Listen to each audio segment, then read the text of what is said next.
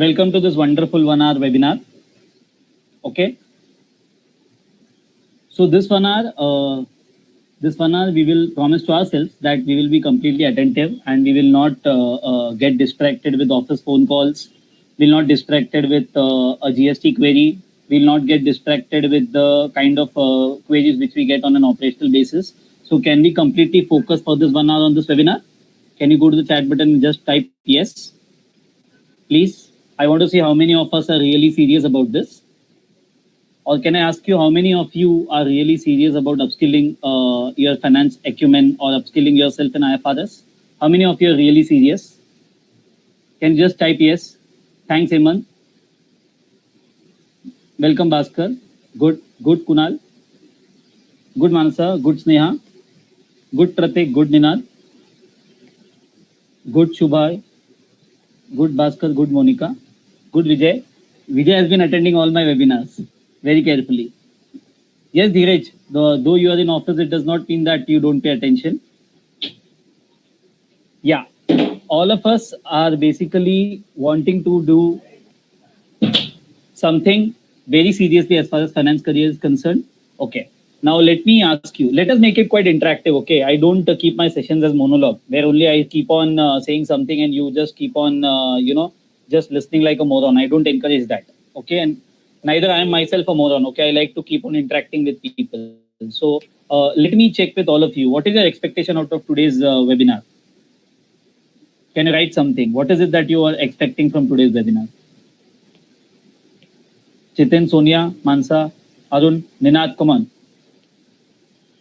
What is that? What is it that is expected out of today's webinar as far as your attention is concerned? What do you want to achieve end of today's webinar?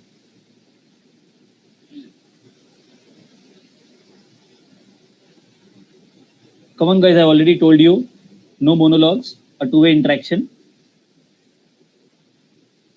Vijay, Sonia, Jitin, come on. Type something. What is it that you expect out of today's webinar? Yes, it started.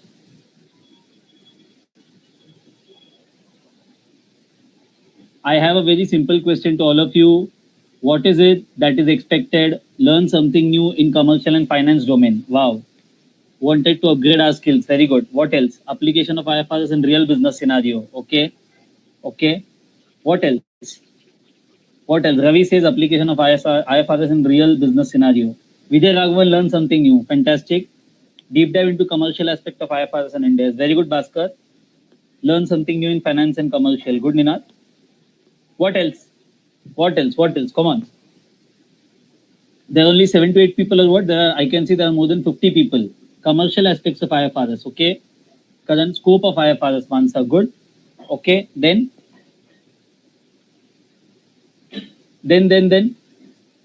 only 10 to 12 people saying. All other 40 people have promised that they will not speak anything. Application of IFRS and ECL computation. Here you are opening up a Pandora box by saying that you want to learn ECL in 1 hour. Yeah, Manish Sharma, we have just started. You connect. Latest update in IFRS in India is career prospects in IFRS. Okay, relevance of IFRS and its commercial aspect. Very good. Applying the IFRS for best possible alternatives in data selection. Very good. And we have heard a lot about IFRS, which is now globally recognized and accepted. Very good, fantastic. The context is already set. The ground is already set. Information and information about diploma in IFRS. Good. How IFRS impacts business decisions. Yes, very good, Pratik. Very good.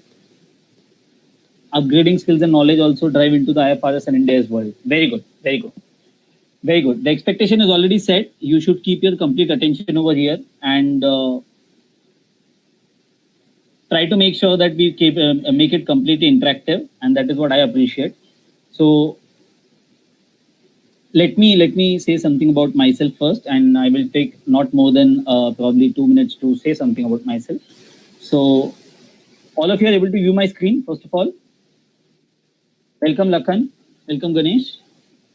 All of you are able to see my screen. Just give me a yes in the chat.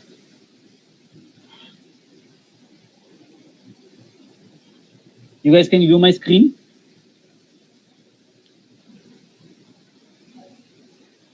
Yes. Okay, all of you. Yes. Okay. About me, I'm I'm a very simple guy. I have been like you, and welcome Prashant from Infosys. Welcome, a very warm welcome to all of you. So I'm Ramanujam Narayan, and you would have already seen my profile, etc. So I'll tell you something what is not there in my profile probably. I have handled the finance operations and the financial reporting of more than 30 countries like no one's business. Okay, I have stayed for the entire night in the office, and while Prashant Iyer, my friend from Infosys, would be on the business side, I have been on the corporate side of TCS, and I have seen US GAAP, IFRS, Ind AS, Indian GAAP, all of the gaps. Okay, and I have a few realizations for all of us, which I would probably present it to you today. That what is it that the finance guys miss, and what is it that the finance guys should focus at. So I'm a simple guy. I have probably been heading finance of several organizations. I have authored a book when I got time. I have 11 plus years of corporate finance experience of implementation, compliance, and advisory. I'm an adjunct faculty with Jindal Global Law School in Delhi. I teach IFRS to lawyers. It is strange, but I'll tell you in my revenue session when I take IFRS. Okay. I've conducted various webinars, seminars, and training programs to share my knowledge that can help participants to simplify complex financial regulations in the entire globe. I stand for my simplicity. Okay, and people who have already attended my lectures would stand for that I simplify concepts, and that is what I stand for, and that is what I like. I don't like jargons in my life. Okay, so Vijay is there, Prashant is there. They've already attended my sessions, so I'm sure they'll be able to second. I like to make life simple. I like to make finance simple for people, although there would be a technical kind of literatures also available. At Contetra as CFO and Head of Finance First Vertical, I build various business strategies and drive the Contetra value unlocking process for clients. So in the past, I have trained more than 1,500 plus professional. Okay, so I have been taking training programs for Accenture, First Data. Okay, several other companies like SGFC, like Kosa Mattam, and several other organizations. Where what we have achieved after our training programs, probably what we have achieved is the candidates turn out into high performing individuals, and we achieve a lot of cost efficiency because obviously an employer cannot afford to terminate employees. So when the employees attend our sessions, probably their rating increases from 1 to 4 or 1 to 3. So there is no attrition as a result of it. There is more productivity and there is more cost efficiency. Is what we are able to bring to the table. Okay. One thing which will surprise all of you that training and this IFRS and all is not our core initiative. It is only a community initiative. What I have taken it as personally a personal objective is to upskill all the finance professionals across the globe. No one tells it. I'm telling you upfront that the diploma in IFRS or IFRS, whatever we do, it's only a community initiative. What are the core model? Our core model is basically we have undertaken more than 50 projects of different transformations in IFRS, US GAAP, India's, and other regulatory reporting. This is what we stand for, right? We do a lot of IFRS implementations for listed organizations in Middle East. We have done it for one of the largest banks in Middle East in the name of Mashruq Bank. We are regularly working with HDFC, Aditya Birla, and many other top-notch companies, and that is what our core model is, right? We work with several SMEs. We stand for finance transformation, and we unlock value and transform organizations as well as individuals. That is what we stand for. This is some of our clients. I mean, nothing to boast about. I probably what do you say? Share what I know, and that is what gives me a lot of traction in the market. I work with Godrej, Shriram Housing, HCL, SGFC, First Data. So all of these are my clients, and probably they have a lot of what do you say faith. They have a lot of trust, and they have a lot of conviction in what I do for them. So let us start today's session by observing my experience. So after 11 years of industry experience, what I have realized, right?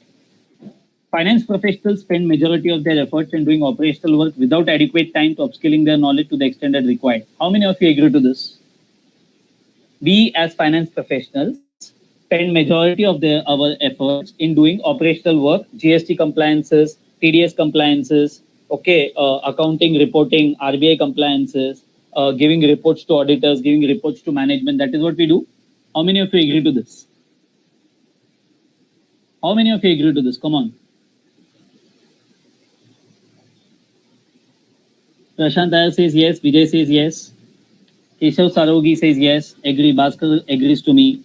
All of us have to agree to this. I mean, there is no second thought on this. There is no second thought. Let me tell you very honestly, because I have myself been a financial controller of a global listed company called Geometric Limited, and I have done this.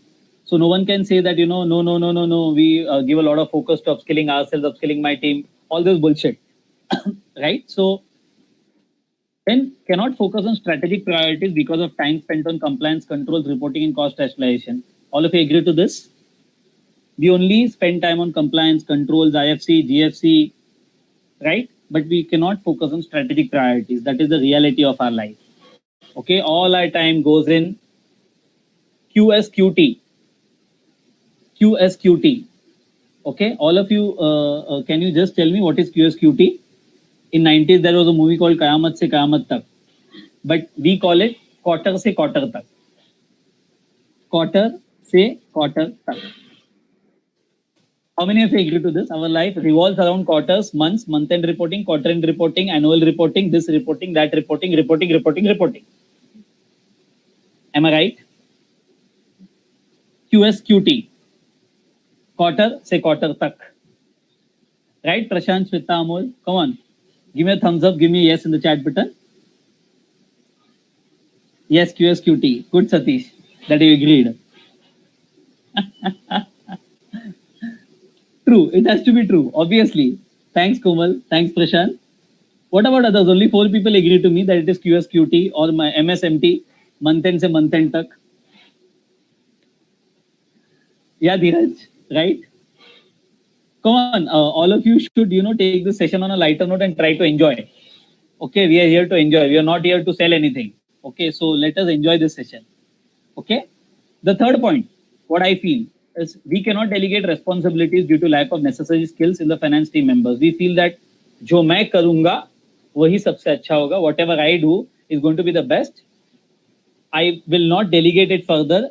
Okay, considering the fact that the person or the team member cannot perform it because they don't have the necessary capability. How many of you feel that as controllers, as CFOs, as team leads? Oh, no, you cannot do this. Only I can do this. Only I can prepare the discounted model. Only I can prepare the ECL working. Only I can discount the security deposit. You cannot do it. It's a big rocket science. Yeah, it is nothing but our insecurity. I have also been like this. Okay, the moment we learn to delegate, the moment we scale faster in our career. Okay, that's the way it is. I'm not a motivational speaker over here. Okay, I'm a core guy, so I'll talk only core and facts. I don't like to bullshit from my own mouth. Okay, so we always treat financial reporting. This is the most important statement. We always treat financial reporting as a routine accounting job and don't try to understand the larger business implications of those. Welcome, Roshni. Welcome. How many of you agree to this? We always treat financial reporting as a routine, mundane accounting job, only debit and credit, but we don't go beyond the larger implication from a business standpoint. Am I right or am I right? Come on. IFRS, you always get confused. Going forward, you won't get confused. Don't worry, Jain. Yeah? Satish, Dhanaji Nikam, Komal, all of you agree? It is always considered as a routine, mundane accounting job. We have to agree. But after attending today's session and after probably attending my subsequent sessions, all of you will really understand that how important are we to the organization. We can make or break the organization. Bhaskar cannot agree more. Absolutely right. I also cannot agree more. Right? We can make or break the organization. Trust me. We do not evaluate the need of technology to reduce efforts. And hence generally are not up to the mark as far as technology is concerned. Is it right? We don't believe technology can probably help us, or we don't believe in technology. Yes, Ayush, we are always busy in statutory compliances. I agree to you. Yeah.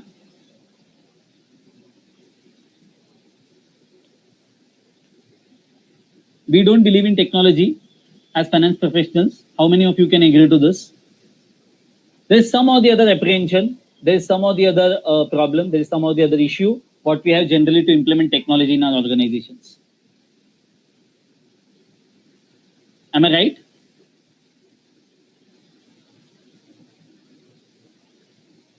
Come on, come on. Am I right? Am I right?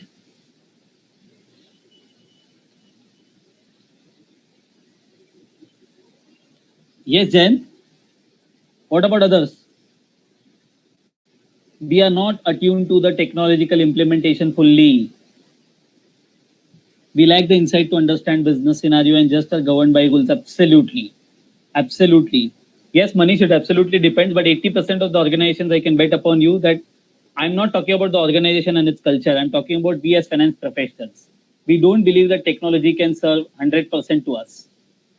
Yeah, we accept till later, absolutely.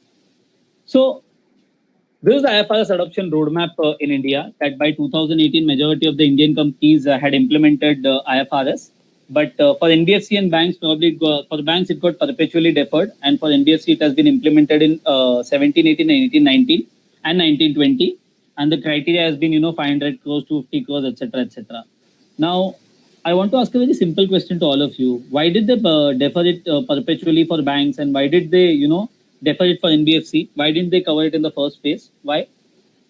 Why NBFCs and banks got a, step fatherly or stepmotherly treatment? Yes, Manish, varies from person to person. That also I agree.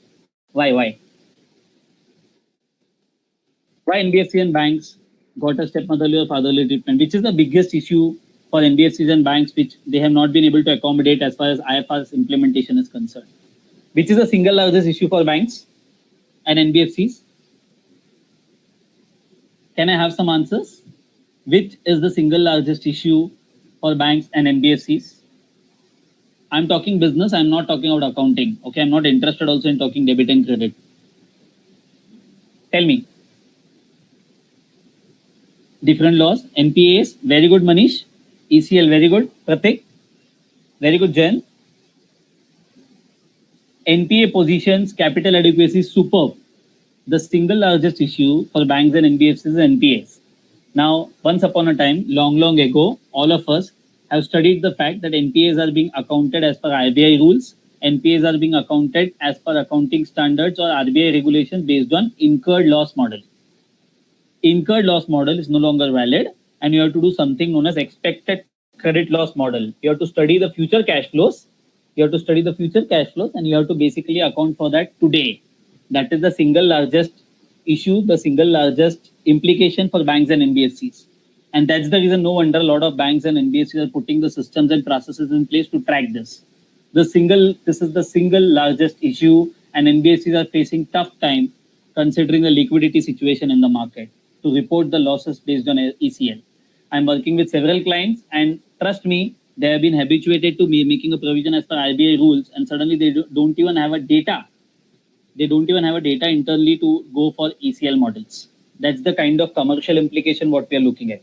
As far as adoption of India's and IFRS is concerned, these are the phases. Phase 1 was 1819, phase 2 was 1920. What are the salient features of IFRS and India's? IFRS is principle based, US GAAP is rule based, India's is also principle based, and Indian GAAP is IFRS principle based, US GAAP is rule based, India's is also principle based, and Indian GAAP is maja aata hai, dil chahta hai. There is no criticism against my Indian GAAP. I'm proud to be an Indian, but Indian GAAP does not contain specific literature. It is very open. So I say it is maja aata hai, dil chahta hai. Different people, different companies account it in different ways without understanding the larger business implication. Yes? Applicable on separate as well as consolidated financial statements. Yeah? It is not rule-based, Bhaskar, Indian GAAP, not at all. No, not really. All the rules are not mentioned in the standard. Yeah, more importance to concept of substance over form, that is economic reality of a transaction. This is a very fantastic statement to make. All of you, all of you, all of you, since our childhood, okay, since our childhood, what is it that we have learned? Preference share is an equity or debt. Since our childhood, what have we learned? Preference share is a debt or an equity. All of you, come on. It's an equity. Yes, Kunal, maja aata hai, dil chahta hai is the line.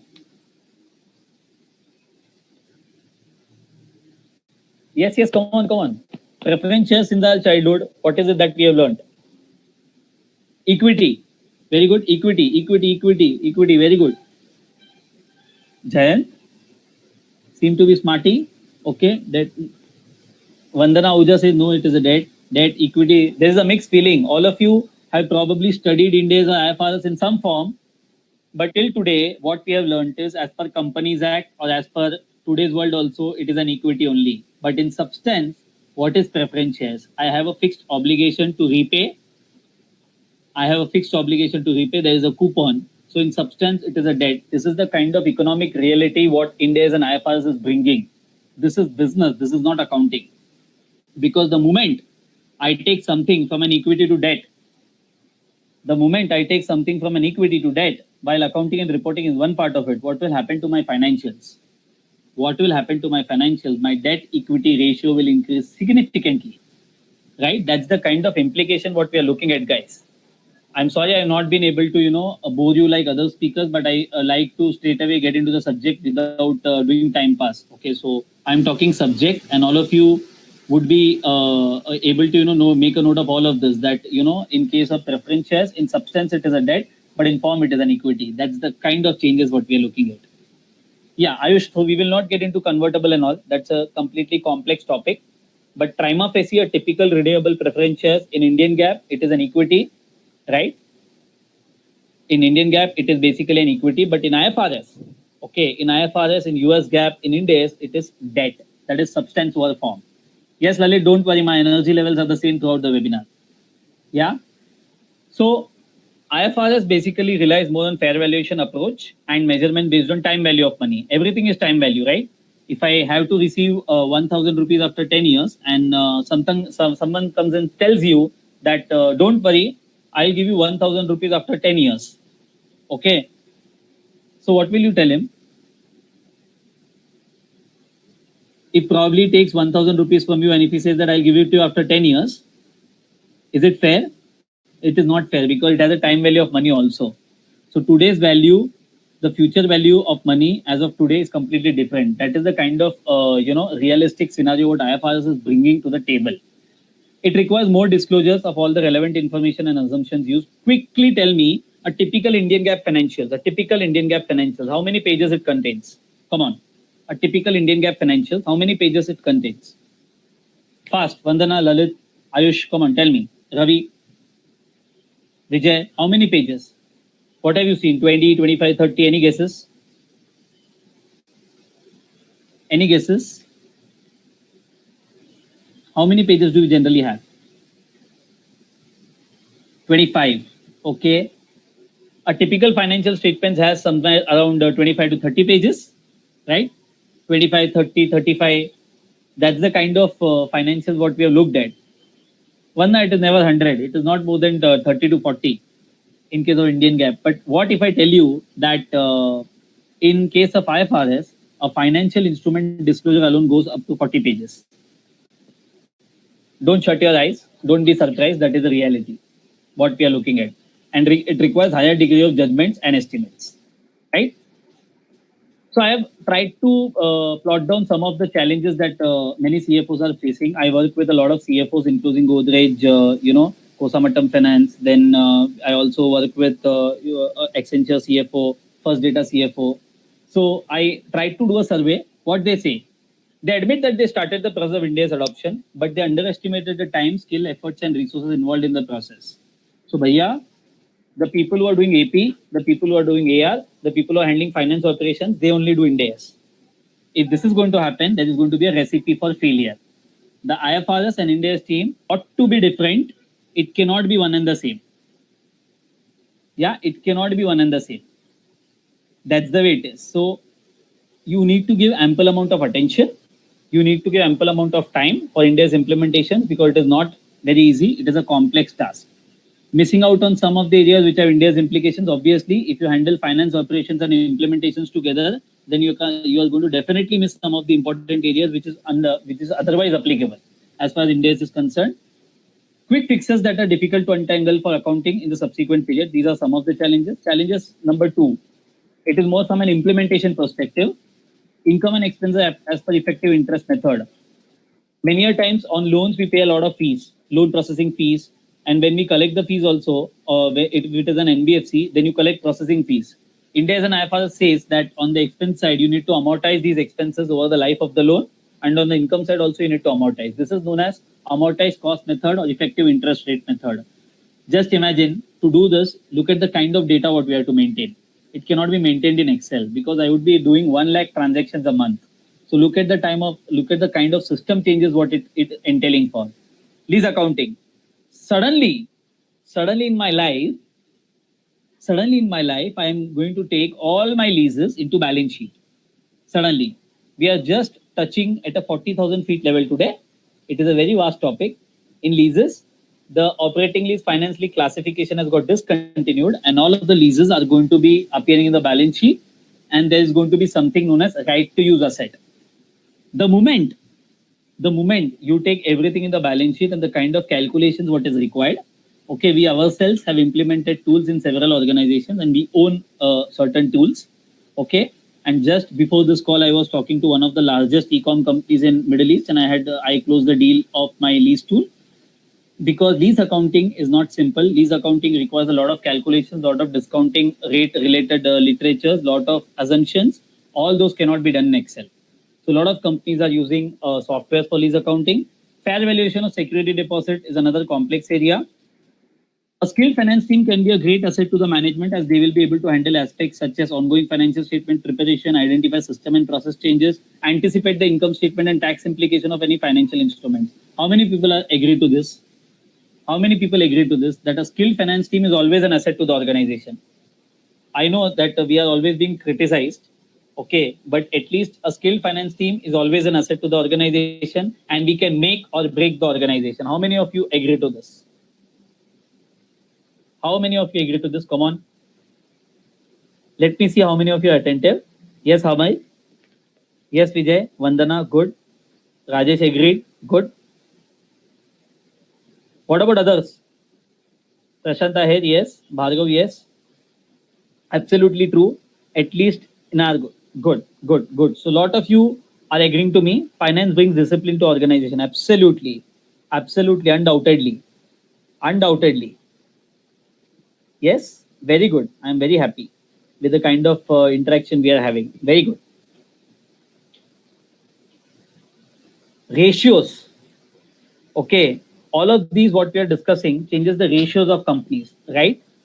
We are going to land up into a situation where a lot of ratios of companies are going to change, where the analysts, investors, regulators, and other stakeholders are going to open up their eyes and they're going to see the kind of debt equity ratio, the kind of capital adequacy ratio, the kind of investor ratios is going to see a significant change. Is going to see a significant change after implementation of the standards. Yeah. Then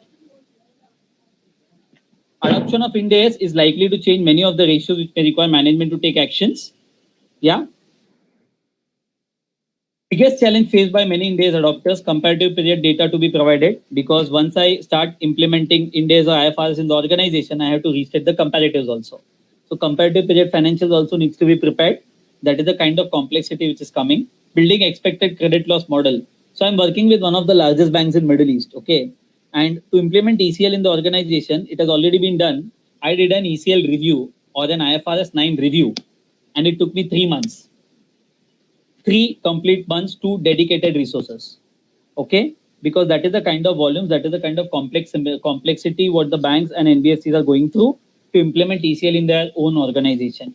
Because it is not simple to evaluate how the PD needs to be worked, probability of default, then exposure at default, then LGD, loss given at default. All these are very complex parameters, and the objective is not to scare you, but this is the kind of business implication what people are going to face. So, in nutshell, without proper data, nothing is going to be possible in our personal life as well as professional life. Okay, without proper data, nothing is going to be possible. How many of you agree? You take SME, you take our personal life, you take your professional life. Without appropriate amount of data, without data sanitization, you won't be able to achieve anything in your life. How many of you agree to this? How many of you agree? Without proper data, nothing can be possible. Saloni, Gaurav, Gautam. Good Karan. Good Arun. Good Bhargav. I want to see 100 yeses. There are 100 people. Okay. Yes, data is the critical thing. Absolutely. These are some of the business and commercial implications apart from whatever we already discussed. So when I implemented IFRS 16, suddenly my valuations are going to go up. Why? Can I ask you? Why my valuations are going to go up? Come on. I already counted your yes, Jen. Don't worry. After implementation of IFRS 16, yeah, suddenly my valuations of companies are going to go up. Why? Any thoughts? Any thoughts? Any thoughts? Come on. Fair value concept in IFRS, EBITDA and gearing ratio will change. Clap for Bhaskar. Absolutely. Your EBITDA is going to improve subsequently. Your EBITDA is going to improve significantly on account of which, because once you implement IFRS 16, instead of rental expenses, which used to go above the EBITDA line, yes, EBITDA gets better. Absolutely. Your interest and depreciation is going to go below the line. So your EBITDA is going to increase. The moment your EBITDA increases, the valuation of the companies increases significantly. Yeah, valuations of companies are increasing significantly. The balance sheet ratios are going to change. One of my candidates, he's working for one of the largest IT organizations. Can you believe? Okay, can you believe, based on our lease accounting related session and based on the initial session, I don't know if someone is already attending the session out of my existing batch. He went back to the bankers and he negotiated the borrowing terms and conditions after attending the lease session, because his banker was considering the lease liability as a borrowing, and he convinced that it has to be other financial liability. It cannot be considered as a borrowing. So his lines of credit needs to increase. That is the kind of achievement what we did out of our training sessions, and there is nothing to boast about. And you can check, and thus that person is heading the financial reporting of Quest, which is one of the largest IT company. That's the kind of engagement what we have in our session. That's the kind of triangulation what I want you to do as finance professional. You know what is triangulation? A particular transaction, its impact on banking, its impact on tax, its impact on RBI, its impact on ROC, its impact on SEBI. That is what is triangulation. Can you believe a session on financial reporting and lease accounting has changed the banking terms of a particular line or a particular borrowing of a biggest IT company? Can you believe? Can you believe? That's the kind of change, that's the kind of orientation what we need to bring in our lives, right?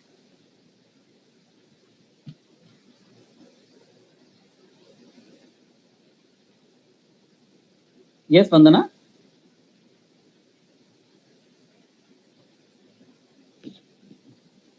Classification of financial instruments, right? The moment I classify something from equity to debt, okay, my debt equity ratio is going to change significantly. The moment my debt equity ratio changes, my valuation of the company and the position of the company gets deteriorated, right? If I take something from equity to debt, the condition will be deteriorated. If I take something from debt to equity, the condition gets improved, right? That is known as a leverage ratio or a gearing ratio. And there is a larger ECL level implication, which we just discussed. These are only some of the commercial implications. ESOP accounting. What we say, we don't talk about ESOP accounting. We talk about first how ESOPs are beneficial to organizations.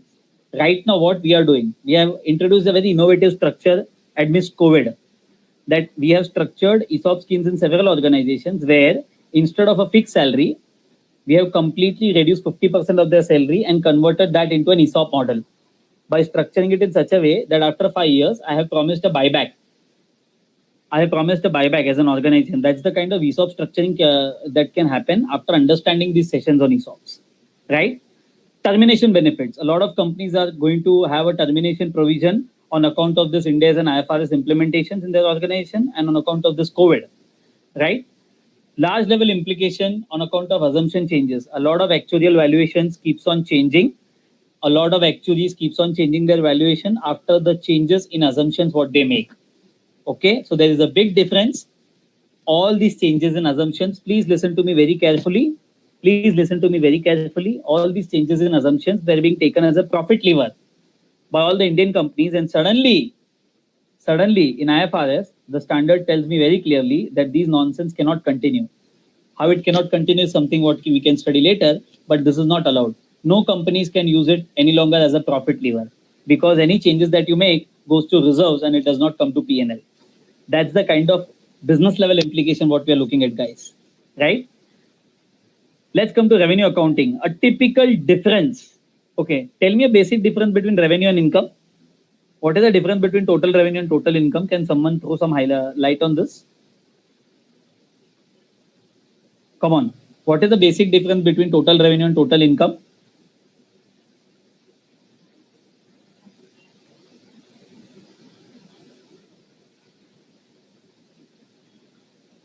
Come on. What is the difference between total revenue and total income? Revenue is business income. Okay. Then what is total income?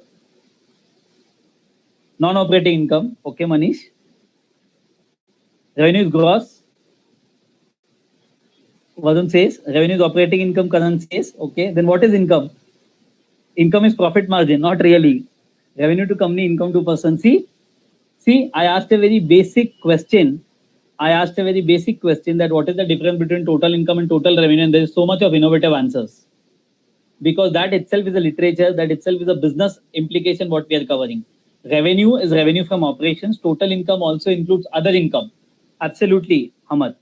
Revenue is business and income include non-business also, like a scrap sale, like a profit on sale of fixed assets, like the benefits what I get from the government in the form of SEIS kind of a benefit, or other, duty benefits what I get. There is an argument whether that is other income or revenue.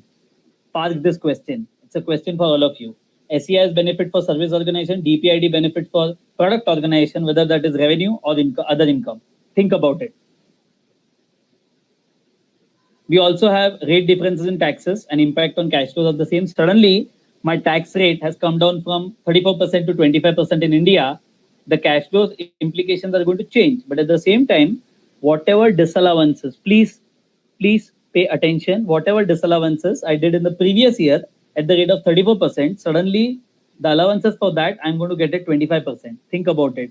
On account of that, even there is going to be a lot of reversals on the deferred tax asset side.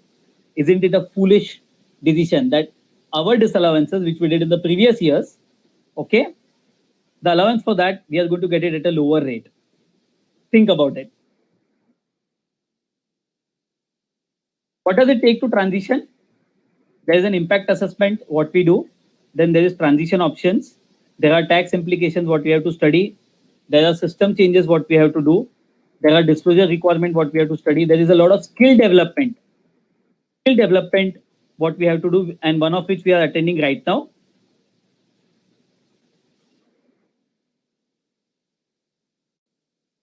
COVID-19 and book closure also is related to each other. A lot of companies are struggling with several accounting and disclosures, right? Because a lot of work from home related issues also is going to impact the controls, what has been implemented in the organization.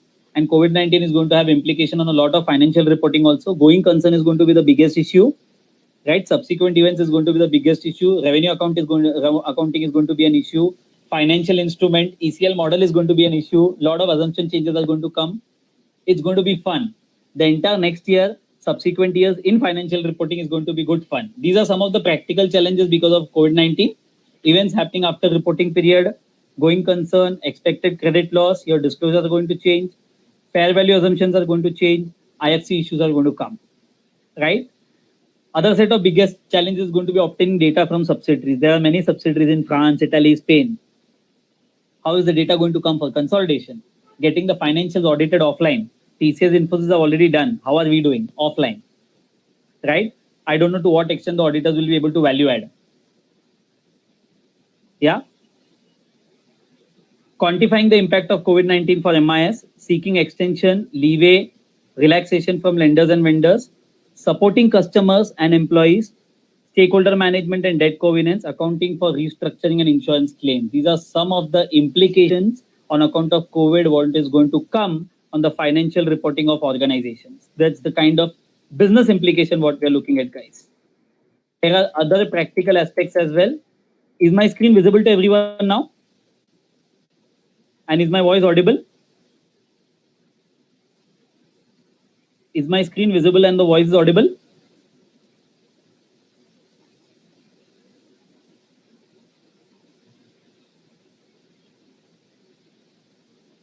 Yes? Okay, cool.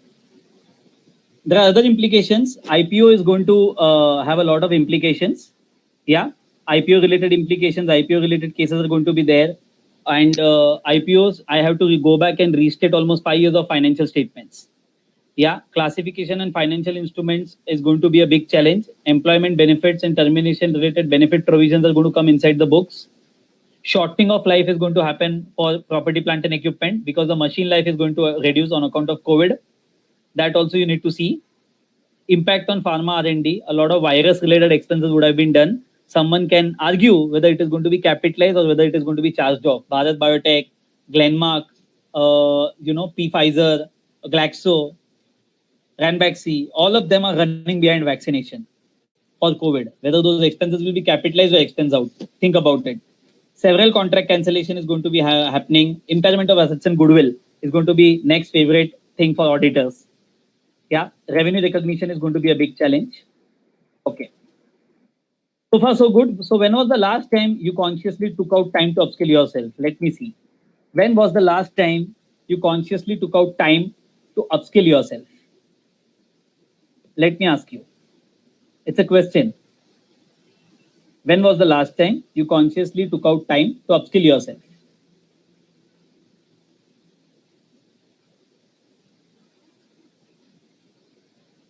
Every day, Vandana, very good. Very good. You upskill yourself every day. That's very good. Hema says 2019. What about others? No answer? During this lockdown, Ravi, during lockdown only, before that, don't remember. Bhargav last year, to be honest, try to keep myself updated. Good, Bhaskar. I can see that. Arun Kumar Sharma, 3 years ago in lockdown, 7 years back, my goodness. Every day, Jayant, very good. Mm, very good. It's been 4 years since India's converged IFRS has been adopted by India. Do you have the IFRS diploma to match this market requirement? At least, can I say that I know the structure of financials completely under IFRS and I understand how to prepare financial statements under IFRS? Can I say that?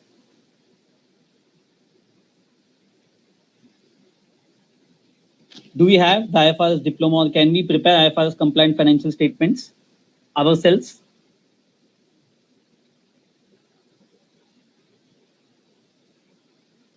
Yes, finance is indeed a huge topic. That is why we are here.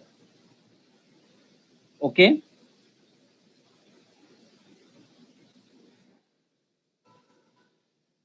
If not a diploma, do you have the working experience to prepare IFRS compliant financial statements? Let me see. Yeah, very few people in India. Absolutely, Bhaskar. Do you have the capability to prepare financial statements as per IFRS? My question to you. I don't have. Very good, Satish. Like your honesty. What about others? Bhargav doesn't have. Very good. What about others?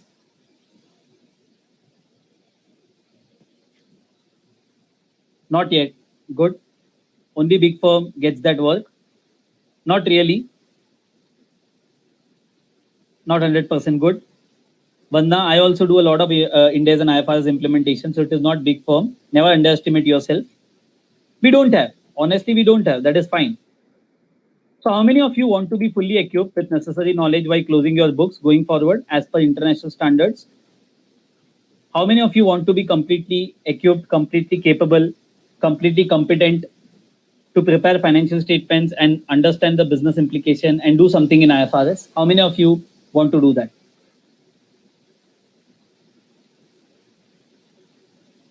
How many of you want to be fully equipped? Come on, let's promise ourselves. Very good. Sarath 1, Satish 2. Good. Good. Let's make a promise to ourselves. Now, what is the issue? Good Jain, good Bhargav, good Ravi, good Arun, good Amit, good Prashant. Prashant has already taken a step, so I must say that. All of you, almost all of you, almost all of you. Chakravyu of finance professional, let me state that. Okay. Many times people learn and they forget to apply in their daily routine. People apply, but they fail to review the results. There's another issue. Sarath, you're doing DIPA FRS from KPMG. All the best. People review, but they fail to make an action plan.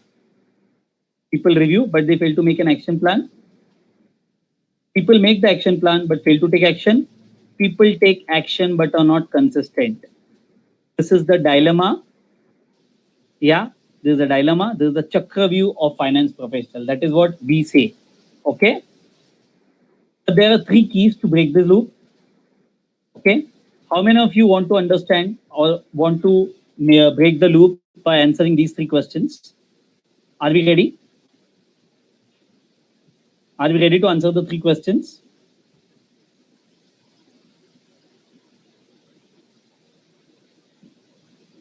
Are we ready to unlock the 3 keys? Yeah, let's see. How many of you feel that auditors are only responsible for certifying the financials and we are not responsible? How many of you feel that only auditors are responsible for certifying the financials and management is not, or we are not responsible as finance professionals? Let me have an answer. So my question is, how many of you think that IFRS US GAAP in India is actually a complex set of reporting? Come on. How many of you feel that IFRS US GAAP and India is a complex set of reporting?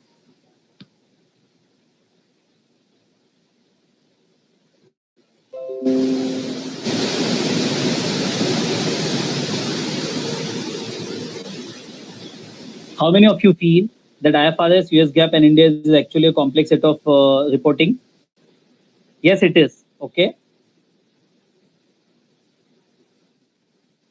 Yes, it is. Okay. It's little bit complex. Very good, Manish. Manish said it is not. Nothing is complex in our life. Business drives the accounting and accounting does not drive the business. So we have implemented, revenue accounting in one of the largest IT organizations. And we landed into a situation where they had to basically structure their contract and make changes in the contract as per accounting standards. It is not complex, but not an easy to. Yes, there are mixed opinions. How many of you feel finance team is all about postmortem of last year's numbers? How many of you feel that finance team is all about postmortem of last year's numbers? Yeah, come on. How many of you feel that finance team is all about postmortem of last year's numbers?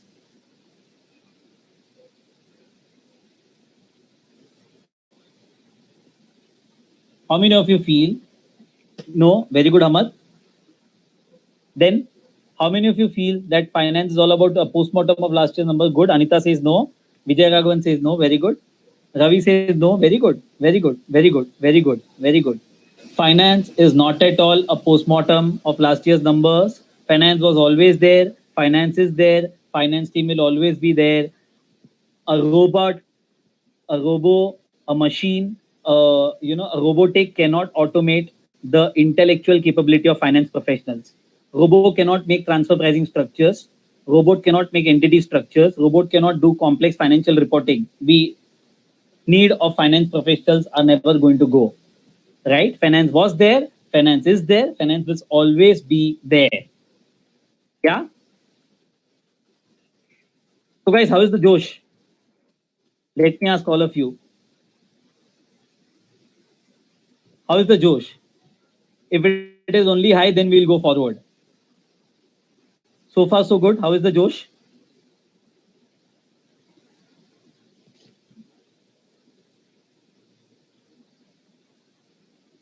Good. Great. Hi, sir. Yes, that's good. Hi. Good. Good. Good. Good. There's a lot more to cover. Okay. And if people are really serious, then probably we can discuss about what we are going to do subsequently. Many people basically procrastinate. So we won't encourage procrastination in our life. Okay. What we do. Okay. We have a complete course outline in the form of diploma in IFRS. Already some people have already enrolled and experienced the session. Our ecosystem is very rich. Today, I will stand and tell you in front of everyone that we are one of the pioneers in bringing out an ecosystem of learning as far as IFRS is concerned, with some unique experiences what we are creating for finance professionals. And let me tell you very honestly, be there for only 10 minutes, not more than that. We are not here, okay, to sell you something. We are building a knowledge community for finance. Our core is implementation. That is what we do. Our core is implementing IFRS, implementing complex accounting in complex organizations. That is what we stand for. We stand for finance transformation. This is a community initiative because some level of upskilling is definitely required for finance professional, because finance is the most critical. Without that, none of the other elements can function effectively. Even in current situation of COVID, which team is critical the most? Financial reporting, because if you don't report numbers, nothing can move forward. Yeah. So this is the detail. These are the details of ACCA DIP IFRS. We do a complete 110 hours kind of a coaching as compared to others who are doing 70, 80 probably, and that is also not probably very effective. But I would not like to compare them to others. We bring in a unique experience. Yeah, it's a 100 marks paper. We bring in a learning journey, which is a unique experience for people. We start with creating WhatsApp group. We basically do something known as an IFRS acumen, which no one else is doing in the entire country. Right? We give a 20 hours of basic understanding first. Based on that, you can decide, yeah, whether you should go ahead with IFRS diploma in IFRS or not. Okay, it's a piece. It's a smaller piece of the overall diploma in IFRS, which will strengthen your basics significantly. Okay. Then we probably give you a BLT access, which is our technology differentiator. Yeah. Then you get a physical notes. It is not an online notes. You get a 30 hours of pen drive along with that. Then we take data sheets from you. We are one of the pioneers in doing this, where we take data sheets, where we go to a particular industry. We cover telecom, we cover IT, we cover manufacturing, we cover pharma, we cover everything. And we cover practical scenarios in our sessions. We are not industry, we are not only academic oriented. People who want to appear only for the examination and not value add to their career should immediately log off out of this call. If you want to appear only for the examination without upskilling, and if you expect that you are going to only practice like an idiot, this is not for you. Okay, our objective is to upskill you for your exams, as well as upskill you for your experience and industry to which you cater to, the daily work that you, that is the our upskilling is related to that. We cover what is relevant in the industry. We cover what is practically applicable to you. We are not interested in only covering the examining dynamics. There are many people who do it, and I don't want to get into that rat race. Okay, I'm very clear about it. And you can take this feedback from all my participants. Okay, we have brought a change in about more than 500 people by now, more than that, and you can take feedback from each one of them. Yeah. Then we have live sessions, around 10 to 12 sessions, where we have a lot of role plays. People present their business scenarios of the industry. Okay, people present business scenarios. Then there is mock exam. Then there is ready-made Excel templates, what we are going to give, which you can implement in your organization. You can get access to all the recordings, whatever we do in the class on the BLT. Okay, there is assistance and discount in registering for the IFRS exam also. You can coordinate with your batchmates in the group, and you get the complete exam assistance also. And you can become a part of the BCOS finance community, okay, which is the larger IFRS community, what we are trying to focus. You will become a part of that, and you will continue to get all the newsletters and everything as a first member advantage. This is the kind of learning ecosystem what we bring to the table. This is the learning on BLT, right? This is the acumen kind of a thing what we do.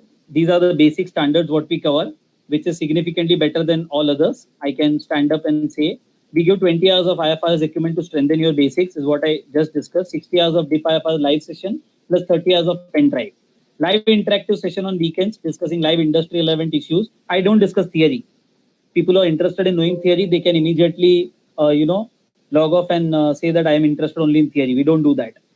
Okay, we give physical notes, we give access to BLT, we simplify the concepts, we bring industry experts. None of our people are academicians, all of them are industry experts, and we completely guide you for the examination as well.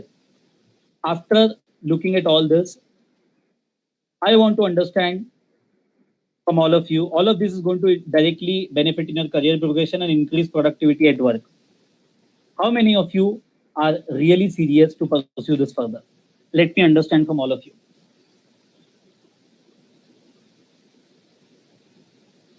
I'll probably show a video.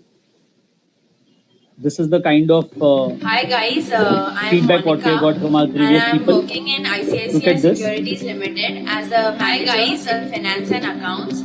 I had appeared in December 2019 for diploma in IFRS and I cleared it in the very first attempt, and thanks to Contetra Universal for that. I appreciate this thing about Contetra Universal, that they not only tell you about the theoretical part but they also help you in practical areas and the practical difficulties you face while implementing IND-AS or IFRS and how should you deal with it. And they are available at any time whenever you need them to guide you, and they help you in any matter you need.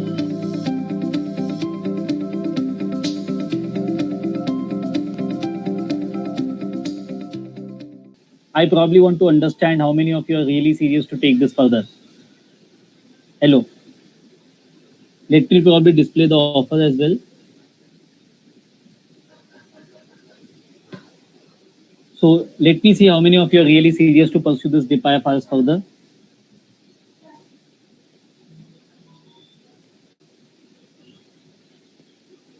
Yes, you'll be able to hear now.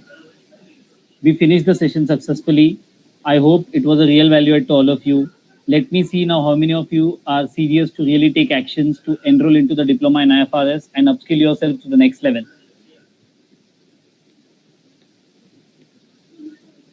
Good, Emma. I'm in, but don't need to take exam as a ACCA qualified. That is absolutely fine, Bhaskar. Taking an examination is subjective. The important point is you need to upskill yourself, and that should be one of the objectives. Good, only two people. What about others? Emma is saying yes already. Arun, others.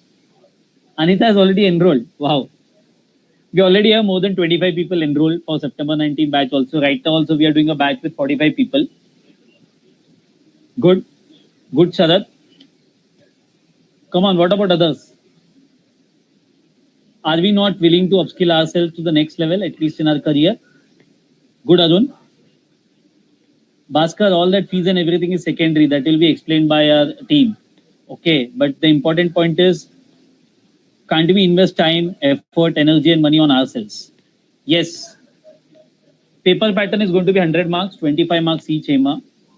Right? It is going to be 25 marks for consolidation and 25 marks for subsequent sessions.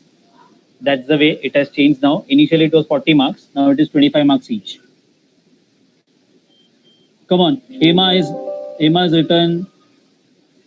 Bhaskar has written. Gautam has written. Good. Manish is also there. What about others? Another 30 people. What is the issue? Come on. I have displayed the offer. You can go to the landing page and download the brochure also for yourself. Apart from these people, which other set of people are serious about this? Come on. Good Emma, good Gautam, good Bhaskar, good Arun. I'm really happy. It is completely online and completely live interaction. Manish, it covers everything. India's IFRS, US gap, all three. All three.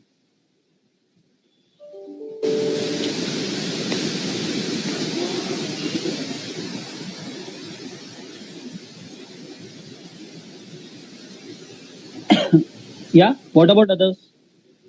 Good Emma.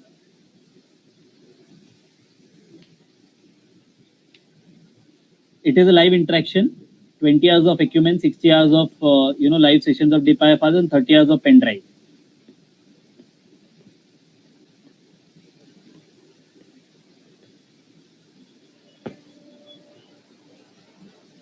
Any other person who is going to take action immediately? Come on, at least commit to yourself that you will do something to upskill yourself. Like these people have already committed that yes, sir, we'll commit to ourselves that we'll do something for ourselves. At least others should also commit, no? Right?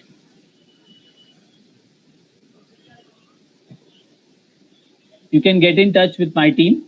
I've already seen a lot of interest shown from all of you. Okay. I've already displayed the offer. You can go to the landing page, look at the brochure. You already seen the testimonial also. Do you have any other questions?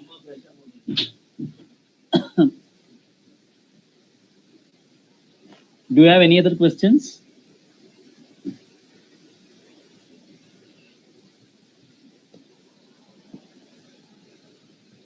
Good, Sachin. Do you have any other questions?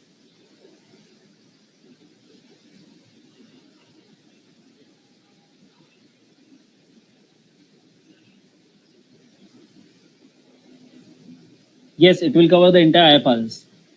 All the major standards which are relevant.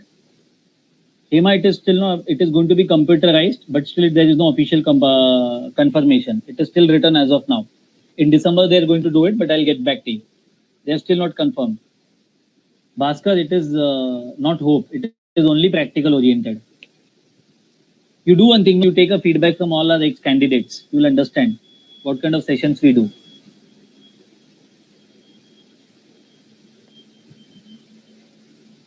Manish, it covers more than 25 standards and only the smaller standards are in pen drive. Otherwise, it covers everything.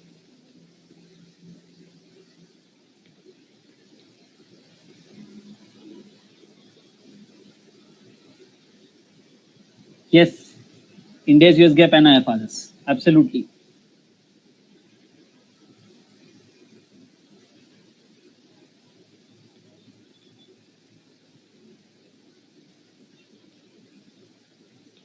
CB exam. Yeah, that's good. Gap conversion is covered. Effectively, we talk about differences between what is there in IFRS and what is there in US gap. It is going to be 99% online, Vijay. 99% is going to be online.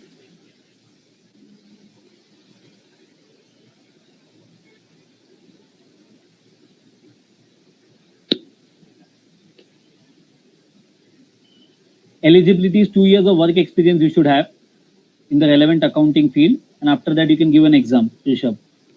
So you will be eligible, I'm sure. Even articleship experience is counted.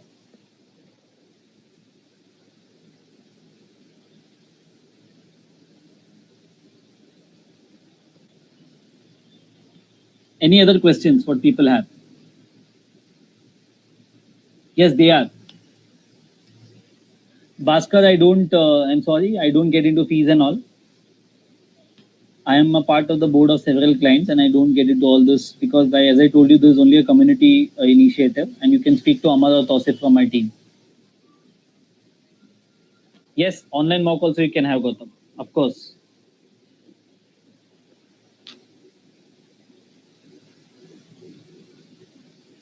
If the December exams are finalized based on CB, we will also do the mock based on CB only, Gautam. It won't be manual.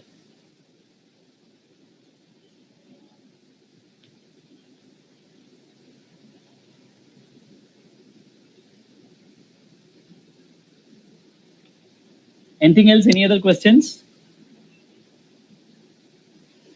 Okay.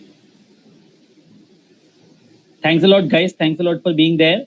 If there are any other questions, we are more than happy to support you. Looking forward to see all of you.